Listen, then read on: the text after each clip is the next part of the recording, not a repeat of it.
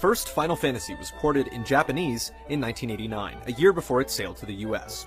It was revised for the MSX2, a Microsoft-sponsored device made available by numerous manufacturers. The personal computer's color palette bolstered the game's vibrancy, but the pixel count remained the same. It suffered from new loading times, and games had to be saved on extra blank floppies, but you could have as many saves as you had space. On December 9, 2000, with relationships between Square and Nintendo still frayed, Final Fantasy went handheld for the first time. But instead of the Game Boy Advance, it was released for the WonderSwan Color, a portable device from Bandai. 8 bits of graphical detail were added to the heroes, monsters, and backgrounds, and gameplay elements were included that mirrored updates the franchise had developed in the 13 years since the original launched on the Famicom. Final Fantasy I on the WonderSwan was released the same month the handheld hit stores, could be purchased as a promotional bundle, and ended up being the Swan's top-selling game.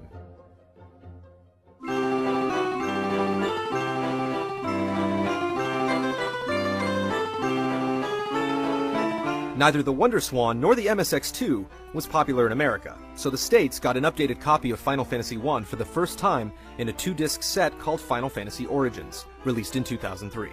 Origins introduced a bestiary and art gallery, along with a remixed musical score tuned to the standard set in Final Fantasy IX, and 2 difficulty settings.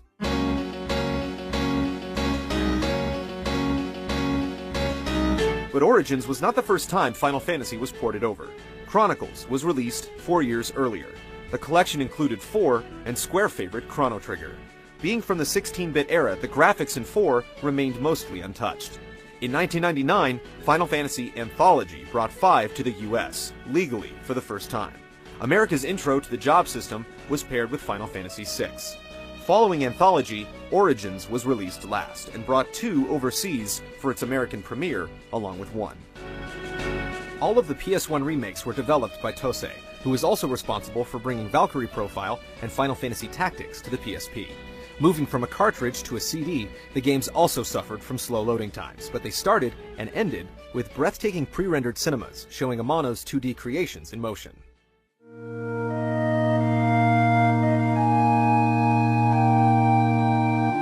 Finally, Nintendo and Square buried the hatchet, likely after Square saw the breakout hit that was the Game Boy Advance. And 2003 saw the release of the first Final Fantasy for the system, Tactics Advance. The new Game Boy was capable of reproducing the visuals of the Super Nintendo, and then some, so Square, now Square Enix, called upon Tosei to recall its legacy once again. To engage role players that had potentially played these games 1, 2, 3, even 4 times already, the advanced versions added new monsters, abilities, dungeons, storylines, and slight graphical touches. The music, while not as crisp as on the PlayStation, could be replayed at any time from an all-new music player available in each port.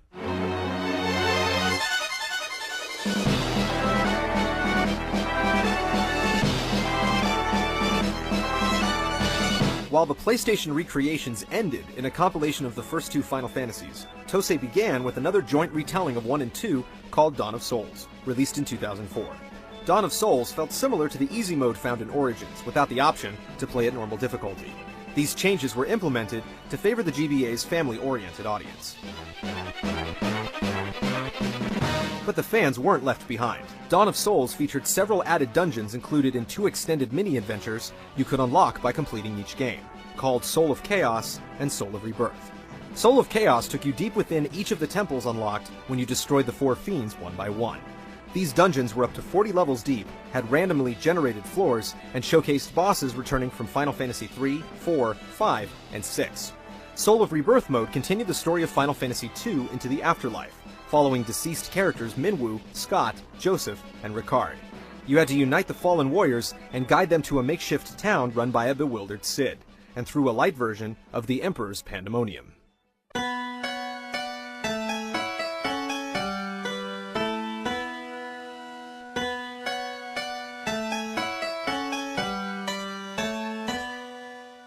Each year following brought back another fantasy on the durable handheld.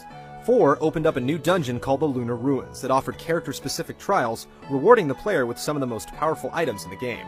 Final Fantasy V added 4 new jobs, a 30-floor bonus dungeon, and an additional stage called the Cloister of the Dead. Finally, 6 in 2007 included new spells, summons, and an extended dungeon called the Dragon's Den.